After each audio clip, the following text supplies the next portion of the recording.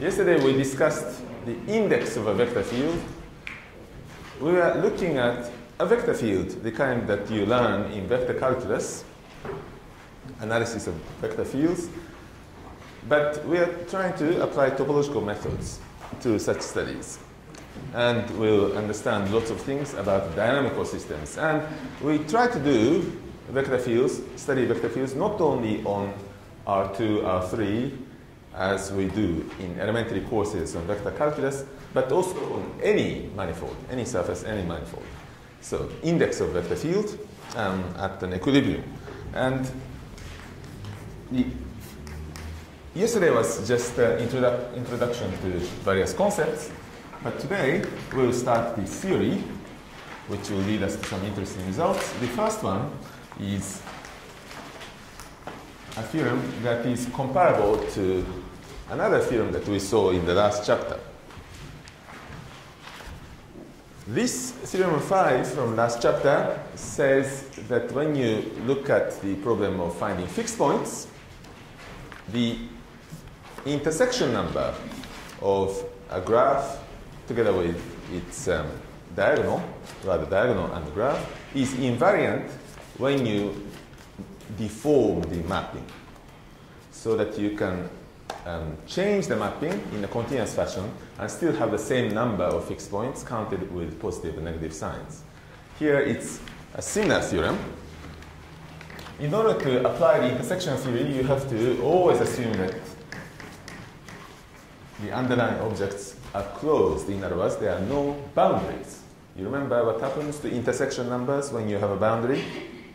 If you have a boundary, the intersection number can change in the course of the deformation, because an intersection point can fall off the boundary or appear from the boundary. But if you have a closed station, there is no such danger. So if M is closed, then the sum of all the indices of a vector field, Ix, where X sums over all the equilibrium of V is a vector field, and X is a point on the manifold, is invariant. So is invariant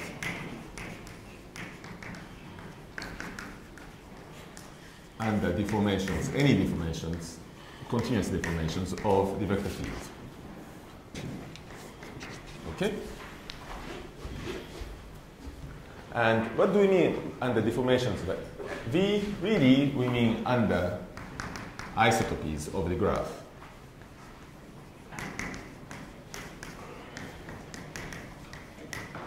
Or the graph of V inside the space that you already know, inside the tangent bundle. That's what really means. But you can think intuitively about having a vector field. You see, at each point you have a vector attached in a continuous fashion, and then you start modifying that. Or, even more pictorially, think of the flow of some fluid. For example, water flowing, and there's a very intricate pattern. There might be a sort of swirling vortex here, and there might be a rapid part here, and then there might be another water coming, and so forth. And that pattern of the flow starts changing. When it changes, some of the equilibria might disappear, some equilibria might appear, but the number that we have written down, the sum of all the indices, remains the same. Okay? And that's quite obvious because we saw that the intersection number is always the same. And this sum of indices, we proved, we are going to prove, in fact, is invariant under the deformation of these things. Okay? So this is in fact obvious from the main theorem of the intersection theory, which was theorem 17, 2 chapters ago. This theorem 17, when we encountered it, I said was the chief theorem of the entire course, and in fact we keep using it, as you see. A little more is true, so it turns out. Not only is this number invariant, you see, because this number is invariant, in order to calculate how many equilibria you have for a given vector field, you can start modifying the vector field to something easier and then calculate. Do you remember the spirit of this entire course and also of the topological approach to mathematics? Suppose you have a problem. The problem might look difficult. Then what you do, try to do, is to deform the problem to something easier. And then, if you manage to find an easier problem to which you can deform the original problem, solve the easier problem, and then take the solution and deform it back to the original problem. And thus, you can find a difficult solution by solving an easier problem. Here, it's the same thing. You might want to deform V. But often what really gets in the way is, well, can you deform the problem to something easier? That part requires inspiration. However, in the case of vector fields, the situation is amazingly nice. It turns out that any two vector fields can be deformed to each other. Here's the statement. Any two vector fields on the same manifold, vector fields, let's denote them by V and W. So these are two vector fields on the same manifold. On M can be deformed to each other continuously. In other words, their graphs are isotopic to each other for any two vector fields, which is quite nice. Maybe I shall write it in the language of the intersection theory as well. It means that the graphs are isotopic. Yep. And inside, this isotopy is inside the tangent bundle, of course. Okay. Proof. You can do it by pictures, or you can do it by formula. Our cartoon picture of the tangent bundle looks like this, as you remember. This is the tangent bundle. And at each point, we are considering the tangent space. Okay? You might have the vector field, which is represented like that. You remember what this means? It means that at each point, I have a value of this vector field, which means that I have a vector attached to this point. Vector which is tangent to this manifold. Also, you might have gamma of W, which might look like this. Okay? So I want to deform this yellow thing to the red thing. Well, how do I do that? Well, there's an easy way to do it. At each point, you see, this line that we are seeing is in fact a vector space. Okay, it's a tangent space to tangent vector space to M at this point. And we have 1 point and 1 point in the tangent space, 2 points. So I can go from, at this, you see here the vector is like this maybe, and vector is like this at each point. All you have to do in order to deform them continuously is to connect them and then start deforming like that. That's actually very, very easy, right? Amazingly easy. So what we do is to deform between them like that, just inside each tangent space. Bless you. Only once? Yeah. So in formulas, it's even easier, but perhaps this is easier to see. Let's write it like that. 1 minus s times gamma of v plus s times gamma of w, where s runs between 0 and 1. So s is the deformation parameter. And you see what happens? When s is 0, you get gamma v plus 0. But as s increases, you get less and less of gamma v and more of gamma w. And at the end, when s is 1, you get just gamma w. This deformation is exactly that. Yeah. And obviously, this is a continuous deformation. I mean, everything is continuous. Right? 1 minus s, gamma, and so on. So you can do this deformation continuously, which shows that any two vector fields can be deformed to each other in a continuous manner, or they are isotopic to each other within the tangent bundle. Well, the two theorems, 10 and 11, if you think about them logically, these theorems imply the following conclusion. the corollary, which is really the useful one, is that if M is closed, the sum of the indices of any vector field, again, X is running over all the equilibria of the given vector field, does not depend on the choice of this V.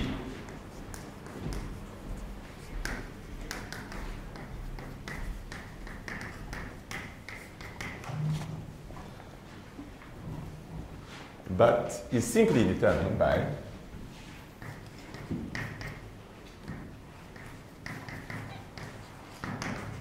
the manifold itself.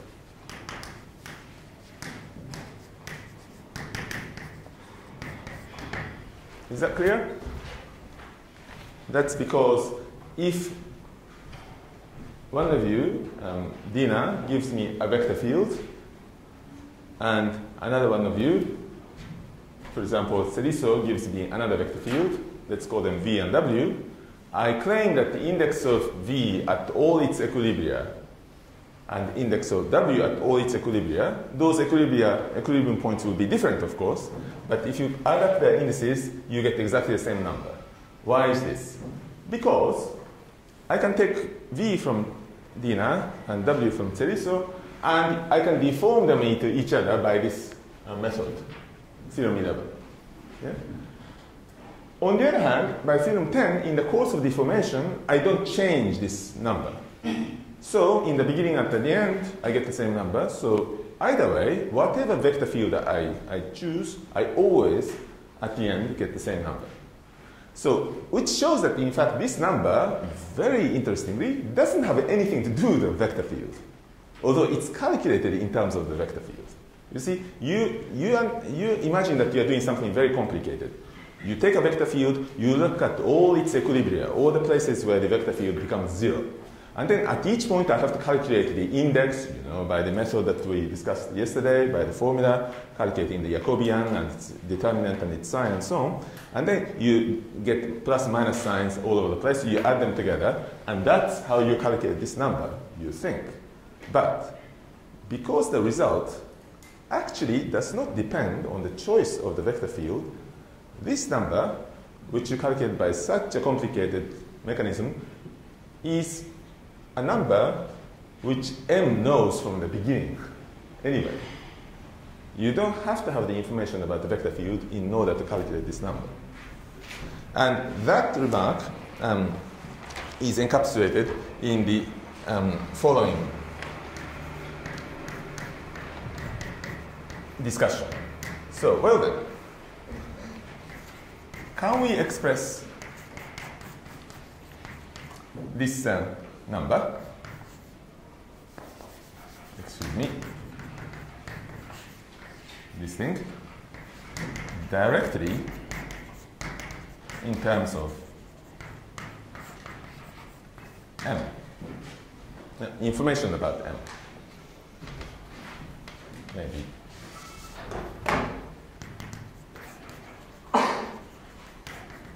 Bless you again. And the answer is that you can. First, a definition, which will seem familiar to you. We are about to introduce officially in the lecture the Euler characteristic, which you have already discussed in the exercise session. Suppose that you have a manifold. You can imagine a surface, if you like, and we shall say that we have subdivided or partitioned this manifold into a network. Okay? Looks familiar? Like this. I don't know how you'd like to draw this. Maybe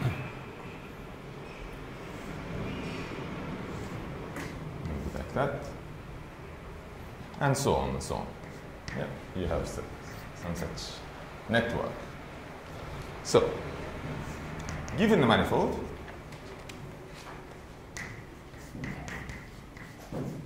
let's say that its dimension is small m, so that we have a letter to refer to, given that manifold small m. Partition it into what you might call a network. I'm not defining exactly what I mean by network, but I hope you'll understand as well as I do. Network of various objects. First, beta 0 vertices.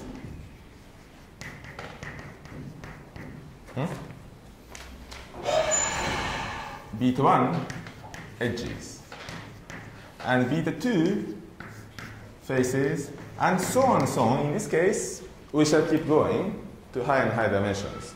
For example, if you have vertices, edges, and faces in three-dimensional space, you might have sort of those chambers or blocks that you count. The number would be beta 3 and so on. So I keep going and continue here. We shall denote by beta k the number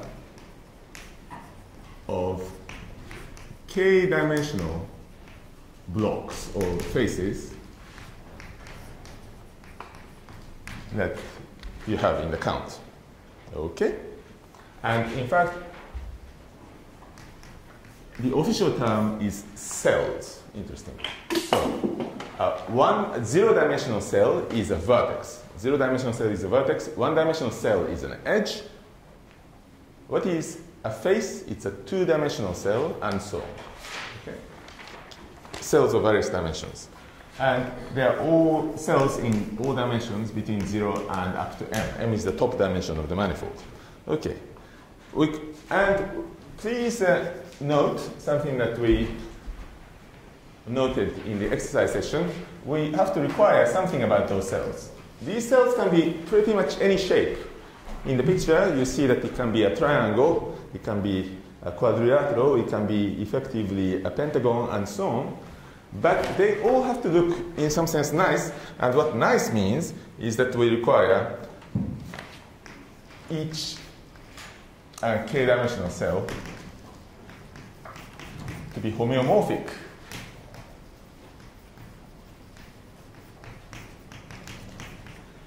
to the k-dimensional ball. Yeah. The cell should not topologically look like anything else. We shall come back to that remark in a moment. With this preparation, the key concept, which unfortunately I'm writing in this corner of the blackboard, that I hope that people in the back can see, the Euler characteristic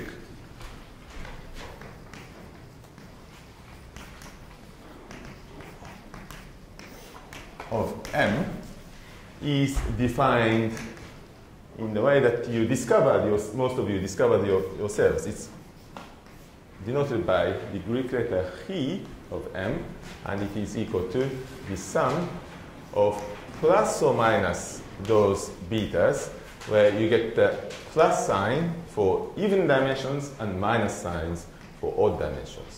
This is what the Euler characteristic is.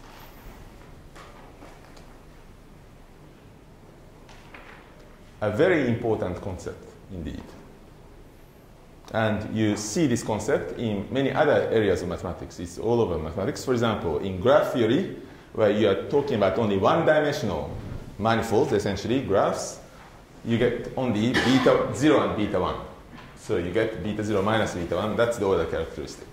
But there are higher dimensional analogs of graphs, indeed manifolds, and you calculate this number. Let's check whether you have been listening. Huh? For example, somebody whose language is not maybe English. Fredo, what is the name of this letter? What is the name of, huh?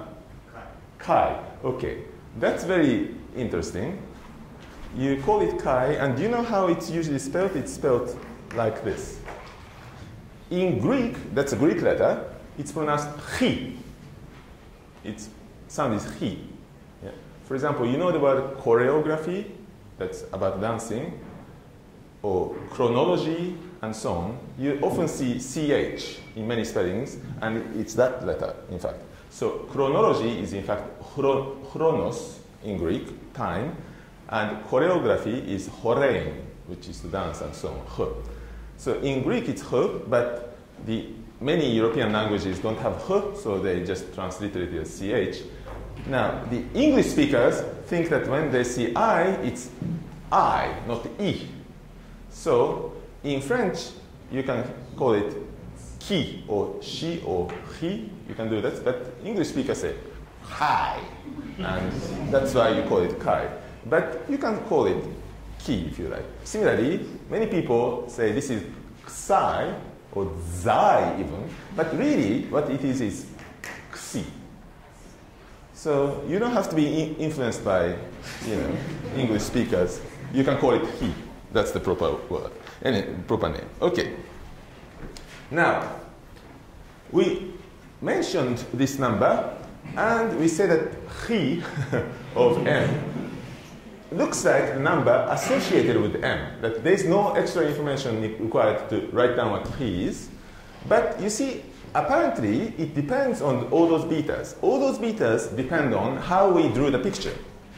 If somebody else comes along and draws a completely different network, all those betas will change, and maybe this number will change. It turns out, luckily for us, that this number is invariant. So we shall prove later on in the theorem 15, so very soon, that this Euler characteristic does not depend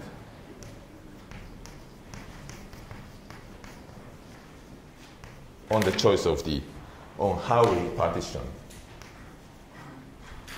M.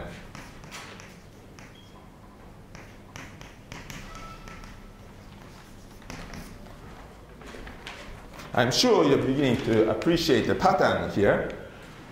In mathematics, often we introduce some quantity. And that quantity, for example, the total index of a vector field, for example, the intersection number between two submanifolds, for example, the Euler characteristic and so on, are defined in terms of many choices. We have to make choices. But then there is a theorem that says all those choices, in fact, didn't matter. Those numbers are invariant. So why do we bother making choices? Isn't there a direct way of defining them so that you don't have to make any choices? Yes, indeed, there is a direct method. But that direct method, first of all, can be very abstract and complicated. And secondly, such a formula can be used in two different ways. You can read it in two different ways, and we shall come to that in the next theorem. But in the meantime, before the theorem, let's look at some examples as usual in order to understand this better. We shall now compute or write down all the Euler characteristics of all the spheres. First, what is the Euler characteristic phi of the zero-dimensional sphere? Well, we should draw the picture of the zero-dimensional sphere. What was that? Just 2 points, -1 and +1. Those are exactly the points on R1 that are at distance 1 from the origin. 2 points. So what is the count? How many vertices are there in this picture? 2. How many edges? Please don't say 1. There's no edge. We're looking at only those 2 points. Yeah, so it's 0. So in fact, those little lines are not there. I have only 2 points. So beta 0 is 2, and there's nothing else. So that's the Euler characteristic.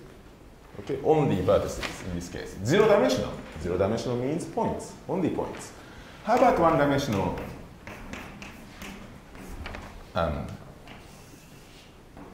sphere, which is also known as a circle? Well, here is one way to partition the circle. Yeah, I drew these, and then I regard each of these as an edge. That's a perfectly good partition. Okay, so what is this? What's beta 0 and what's beta 1? That's 3, and beta 1 is also 3, so I have to put the minus sign there. It's plus, minus, plus, minus, and that comes out to be 0. Interesting, the Euler characteristic of the circle, S1, is 0. What about S2? Well, there are different ways of partitioning, but I'd like to visualize S2 as, let's say, a tetrahedron. Maybe I should do it as a cube also, but we can do that separately. So do you see my picture?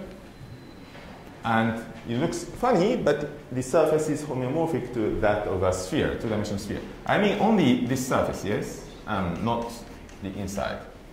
Okay. It's a two-dimensional object, so we expect to have beta 0, beta 1, and beta 2. How many vertices are there in the picture? 4. Thank you. Who said 3? 1, 2, 3, 3? No. 1, 2, 3, 4. Now, how about beta 1? How many edges? Thank you. So 1, 2, 3, 3, 3, 3. That's 6. Okay. And then beta 2. How many faces are there? 1, 2, 3, 4. And so minus, plus, and that comes out to be help. What's this? Huh? 2. That's again 2. Curiously, it's the same 2 as this 2. So we keep going. Note that, let's parry here. If we did the partitioning of the sphere in a different way, and I assume that many of us would not have done the partitioning of the sphere this way, do we get a similar answer? In fact, the same answer. Let's think of the sphere as the surface of a cube.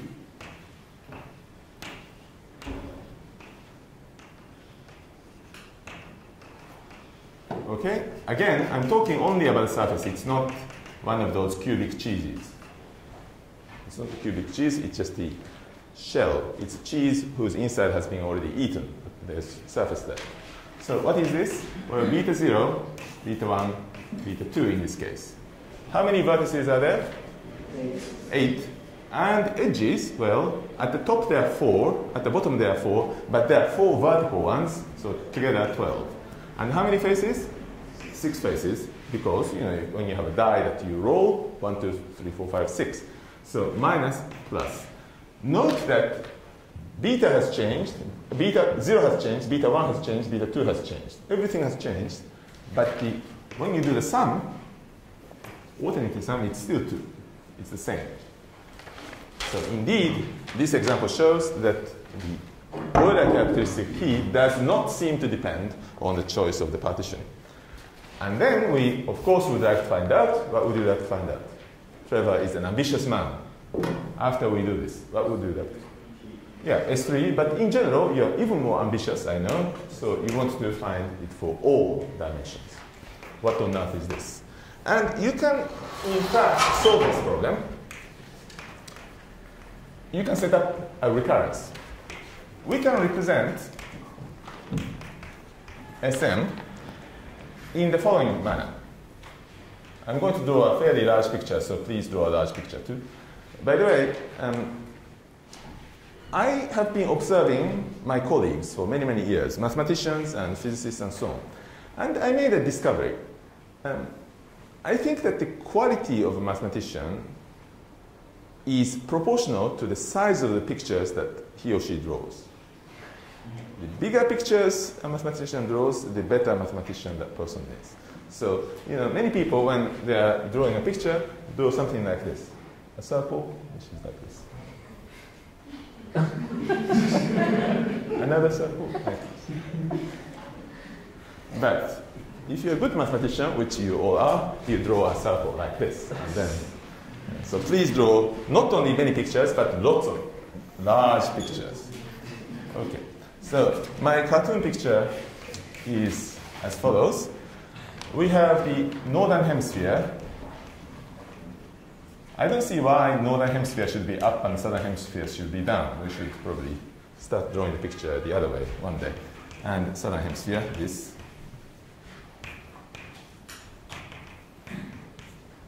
Okay. And you have the equator. Please note that if this is Sm, m-dimensional sphere, the equator is Sm minus 1. Does that make sense? Let me convince you that that's the case.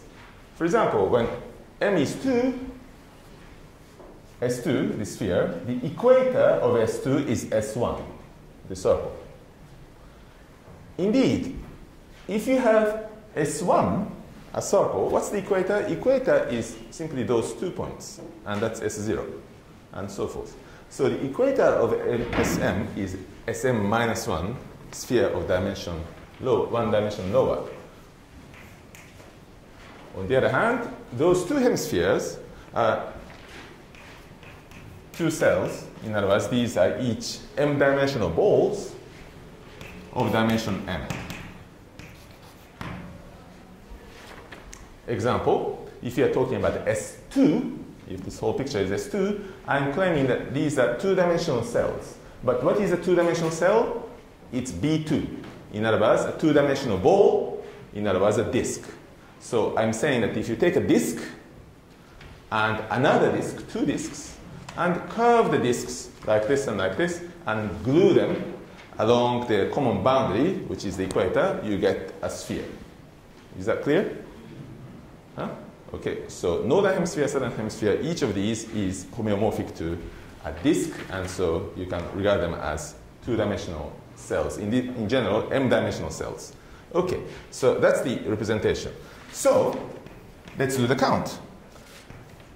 If you look at the count of the Euler characteristic, what we get is the following. First, we have the Euler characteristic coming from this equator. I don't know how many vertices and edges and faces and so forth you get. I'm drawing a 2-dimensional picture, but in general, this picture is valid for dimension m. So let's do the count for the Euler characteristic here. Okay, so you get beta 0, beta 1, beta 2, all of these coming from here. So you get this count first. And then, you see here, as long as we're in the equator, Sm minus 1, we go up to beta of m minus 1, because that's the top dimension. But we can then construct this Sm by gluing 2 last cells. Those cells are m-dimensional cells, right? So, plus, you have 2, that's beta n, with the factor minus 1 to the mth power. So that's the recurrence, if you go from lower dimension to higher dimension. You can each time go to the next order characteristic by adding an extra term like this. Okay. So, what does this become then? Let's try to detect a pattern. This is m. This is the Euler characteristic of S of m. We have already seen some lower dimensional cases. 0, you get 2. 1, you get 0. 2, you get 2. So far, we know these data points. Let's see what 3 is going to be. So, chi or he of S3 is going to be here of S2, and then what do you get? Huh? What's this term? Huh? Again. What's this term?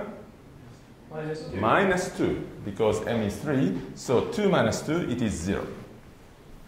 By the way, let's check that this is working too. So from 1 to 2, he of S2, 2-dimensional sphere, should be he of S1, which is 0, plus minus 1 to the power m times 2. What's m in this case? 2. So, what do you get here? 2. It's 2, so 0 plus 2 is 2. So it's working. And you can check that this is going to be 0, 2, 0, 2, always alternating. Yeah, it's easy to check.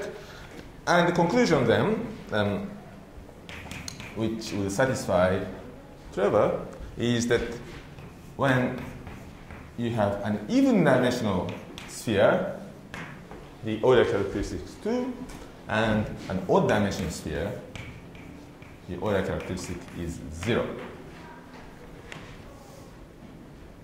Okay. A little